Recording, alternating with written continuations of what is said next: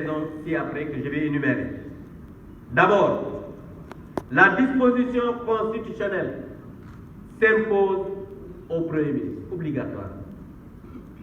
En l'absence de délai exprès, c'est le délai raisonnable, meilleur délai, qui s'applique. La jurisprudence du Conseil constitutionnel sur l'organisation de l'élection présidentielle en mars est là. Vous tous, vous étiez là. On a fait les interprétations en disant oui, délai de rigueur, et on a dit meilleur délai. Et c'est là que le président de la République a fixé une date même plus proche que celle fixée par le Conseil constitutionnel. Mais aujourd'hui, le Premier ministre se dit, lui, il ne va pas faire ça. La pratique parlementaire, c'est-à-dire la coutume parlementaire, le propre de toutes les assemblées parlementaires, doit s'appliquer en l'espèce. Les députés de Yewwi Askan Wi ont assisté à la DPG de l'ex-premier ministre Amadou Ba sans aucune réserve. Celui-ci avait même été invité par lettre de procéder à sa DPG. Le 2 décembre 2022, l'actuel ministre de l'Éducation, Abdourahmane Diouf, avait écrit, de l'enseignement supérieur, avait écrit une lettre pour inviter que le Premier ministre puisse venir à l'Assemblée nationale. Donc vous avez fait Dieu, il est juste. Les députés de Yewwi Askan Wi avaient introduit une motion de censure contre l'ex-PM Amadou Ba sur la base curieusement du même règlement intérieur argué de faux. On peut considérer qu'ils ont fait donc usage de faux.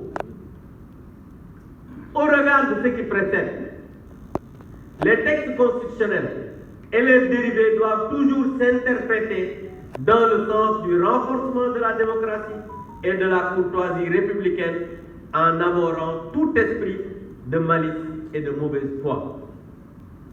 Mais il faut le dire et le constater avec regret que nos collègues de Yewwi Askan Wi sont de très mauvaise foi.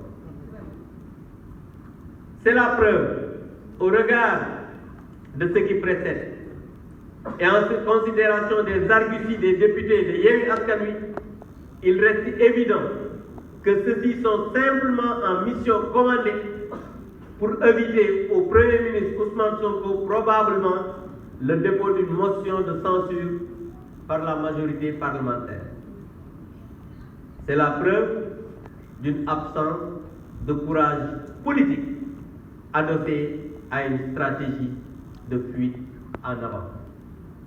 Cette débandade honteuse et injustifiée ne sera pas cautionnée par la majorité parlementaire qui exige, et je dis bien exigeons, la présence du Premier ministre pour faire sa déclaration de politique générale, sauf à vouloir s'inscrire personnellement dans une logique de défiance des institutions démocratiques comme à ses habitudes d'opposant. Je rappelle que le Premier ministre lui-même, Ousmane Sonko, en Conseil des ministres du 5 juin 2024, vous pouvez lire encore le communiqué, il avait dit, c'est lui-même qui annonçait, je le cite, les préparatifs de sa déclaration de politique générale devant l'Assemblée nationale prévue au cours des prochaines semaines. C'est lui-même qui l'a dit, consigné dans le communiqué du Conseil des ministres du 5 juin, vous pouvez vérifier ça. Les députés de Sonko n'avaient certainement pas accordé leur violon avec le commanditaire de ce scandaleux point de presse. Parce qu'il faut le dire, ils ont arrêté d'être des députés de la République, ni des députés de gouvernement, mais c'est des députés de Sonko, du Premier ministre. En tout état de cause, les députés du Sénégal que nous sommes, en adéquation avec tous les autres collègues avec qui nous partageons les valeurs démocratiques et républicaines, prenons l'opinion nationale et internationale à témoin en rappelant solennellement à M. Ousmane Sonko son obligation de respecter son devoir constitutionnel de se présenter courageusement devant les représentants du peuple pour décliner sa déclaration de politique générale. S'il en a, bien sûr, parce qu'on ne sait même pas s'il en a, parce que comme le projet n'existe pas, peut-être il n'y a pas de DPG. Que nous, députés du Sénégal, considérerons toute dérobade comme une forfaiture et en tirerons toutes les conséquences de droit. Je dis bien, nous allons en tirer toutes les conséquences de droit. Appelons le président de l'Assemblée nationale à engager sans délai une clarification de la situation avec le pouvoir exécutif afin d'obtenir communication de la date fixée pour la déclaration de politique générale. Utiliserons, je dis bien enfin, utiliserons toutes les ressources légales et constitutionnelles sans aucune faiblesse pour répondre au mépris par le mépris, la défiance par la défiance. Je voudrais terminer par dire que tout à l'heure, nous avons vu que M. le Premier ministre Ousmane Sonko a fait un texte pour répondre à son député par rapport à une lettre qu'il lui avait adressée.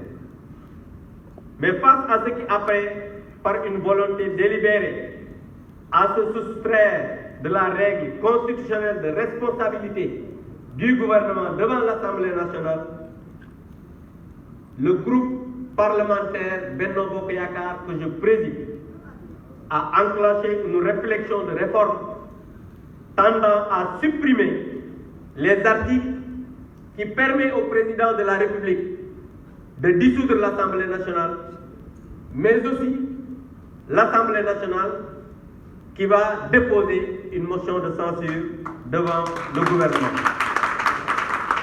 Et ceci va régler définitivement la séparation étanche des pouvoirs.